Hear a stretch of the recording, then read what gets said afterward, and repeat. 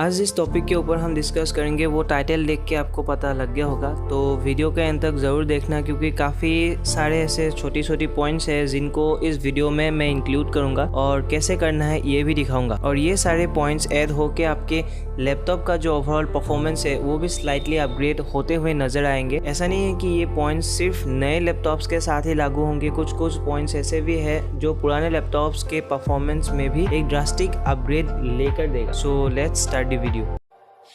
Can't wait so we can break apart to hit me if I seem a little unimpressed with this. An antisocial pessimist, but usually I don't mess with this. And I know you mean to be very honest, India में जब भी कोई बंदा एक नया phone या laptop लेने के लिए सोचता है तो वो कई सारे चीज़ों को ध्यान दे के एक अच्छा लैपटॉप या मोबाइल लेते हैं। तो मैं नहीं चाहता कि कुछ भी उस लैपटॉप से आपको निराशा हो या कोई परेशानी हो। तो अगर आप अभी एक नया लैपटॉप ले लिया है तो इन सारे चीज़ों का ध्यान रखा करो और इन स्टेप्स को फॉलो करके आप अपने सेटिंग्स को भी चेंज कर लो। ये सेटिंग चेंज करने से आपका कोई भी डाटा लॉस नहीं देखने को मिलेगा और हाँ, आप मुझ पे फुल्ली ट्रस्ट कर सकते हो। So starting with our first point, अगर आप आपका लैपटॉप ऑनलाइन परचेज कर रहे हो तो ये पॉइंट मस्ट है कि आप लैपटॉप के अनबॉक्सिंग को रिकॉर्ड करो।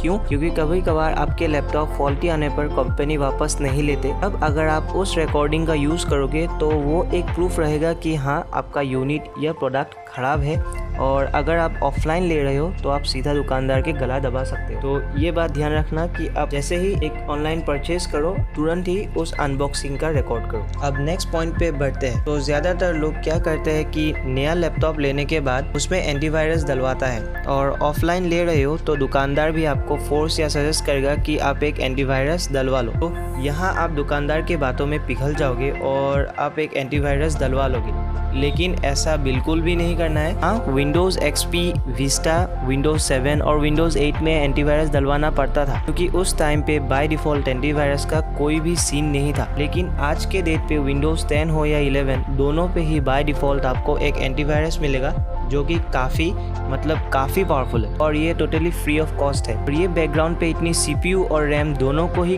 कम यूज़ करता है in comparison to other antivirus softwares. लेकिन इसमें एक कैच है, अगर आप लैपटॉप को सिर्फ कैजुअल यूजेस जैसे कि गेमिंग, एडिटिंग, स्ट्रीमिंग या सिंपल ब्राउजिंग के लिए ले रहे हो तो Windows defender will work perfectly fine. पर अगर आप खूब सारे ऑनलाइन ट्रांजैक्शंस वगैरह करोगे तो बेहतर यही होगा कि आप नॉर्टन या कैस्परस्काई जैसे एंटीवायरस को डाल लो। ऐसा मैं क्यों कह रहा हूँ?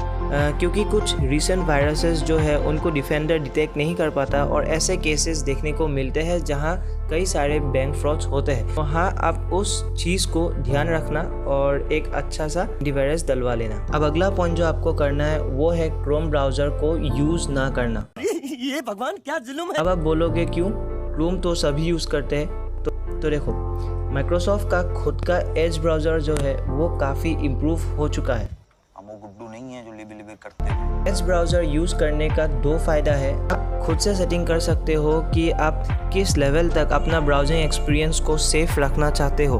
और सबसे बड़ी बात यह है कि ये क्रोम या दूसरे ब्राउज़र्स के मुकाबले काफ़ी कम रैम कंज्यूम करता है और माइक्रोसॉफ्ट का खुद का ब्राउज़र है तो ज़्यादा ऑप्टिमाइज्ड भी है। तो अगर आपके पुराने लैपटॉप में क्रोम है तो उसको तुरंत अनइंस्टॉल करो और एज ब्राउज़र को यूज़ करो। अगला जो पॉइंट आपको लैपटॉप लेके ही कर लेना चाहिए वो है partitioning of drives. By default आपको आपके लैपटॉप में एक ही ड्राइव देखने को मिलेगा जो कि है C ड्राइव, जो आपका पूरा हार्ड डिस्क या SSD है। तो आप सबसे पहले इस एक ड्राइव को 3 या 4 according to your need divide कर लो। अगर नहीं आता कैसे करना है तो YouTube पे बहुत सी वीडियोस है, देख सकते हो और ये सिंपल एंड सेफ है करना। तो आप OS के लिए 100 GB स्पेस रख लो, बाकी 2 ड्राइव्स या एक ड्राइव को आपके हिसाब से डिवाइड कर लो। तो मैं ऐसा क्यों रेकमेंड कर रहा हूँ, है ना? क्योंकि फर्स्ट पॉइंट, आप आपके डेटा को इजीली एक्सेस कर पाओगे। एक ड्राइव में गेम्स होंगे, दूसरे में स्टडी मटेरियल और C ड्राइव में OS। सेकेंड पॉइंट, अगर आपके OS में कुछ दिक्कत आ जाए तो आप बिना आपके गेम्स को या दूसरे डेटा को लॉस किए C ड्राइव को फॉर्मेट या ठीक कर सकते हो। तब आपको आपका जो पूरा SSD या हार्ड ड्राइव है उसको फॉर्मेट नहीं करना पड़ेगा। अब नेक्स्ट जो चीज़ आपको डाउनलोड कर लेना है वो है WinRAR।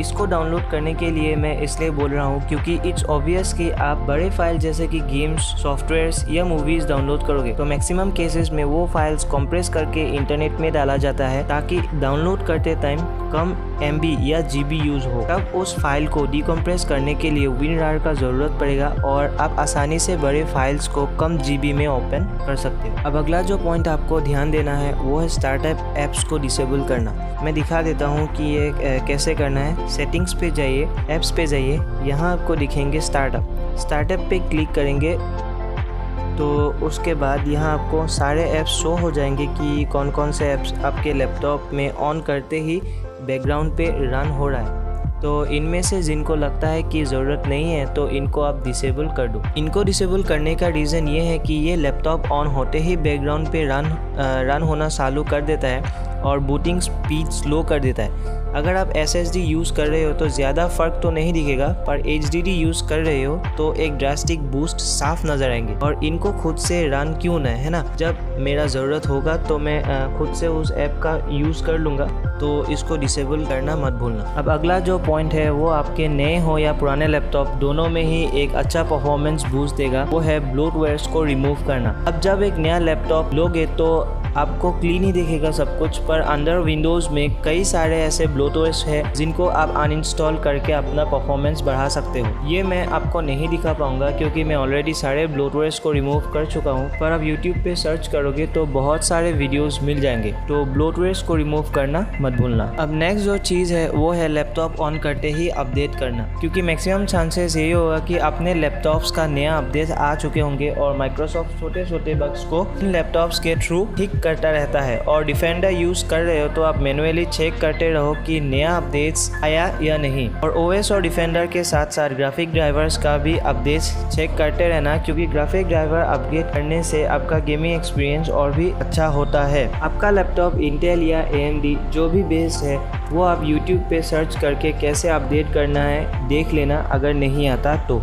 अब नेक्स्ट जो चीज़ आपको ध्यान रखना है वो है मीटर्ड कनेक्शन को ऑन करना। ये ऑन करने से क्या होगा कि अगर आप मोबाइल हॉटस्पॉट यूज़ करके इंटरनेट चला रहे हो तो आपका लैपटॉप बैकग्राउंड में अपडेट हो रहा है तो वो आपका इंटरनेट ज़्यादा कंज्यूम करेगा। अगर आप ऑनलाइन गेम्स वगैरह खेल रहे हो तो वहाँ आपको पिंग हाई आएगा और ब्राउजिंग में स्लो होगा। तो इसे ऑन करने से आपके लैपटॉप को पता चल जाएगा कि आपके पास अभी इंटरनेट कम है। अपडेट वगैरह मत करो, जब आपको चाहिए होगा आप खुद से कर लोगे। और अगर घर का वाईफाई वगैरह है तो ये ना करने से भी चल जाएगा। अब अगला जो चीज़ आपको ध्यान रखना है वो है माइक्रोसॉफ्ट ड्राइव का यूज़ करना। मैं पर्सनली इसे यूज़ नहीं करता क्योंकि मुझे ज़रूरत नहीं है, पर अगर आपको आपका डेटा यूज़फुल है और इम्पोर्टेंट है तो वहाँ आप डेटा को सेफ रख सकते हो। नेक्स्ट पॉइंट जो आपके लैपटॉप में इंस्टेंटली परफॉर्मेंस बूस्ट देगा वो है changing to a custom power plan. मैं दिखा देता हूँ कैसे करना है। सेटिंग पे जाइए, फिर power and sleep, then additional power settings. यहाँ आपको बाय डिफ़ॉल्ट बैलेंस देखने को मिलेगा, पर इसे आप चेंज करके खुद का पावर प्लान बना लेना।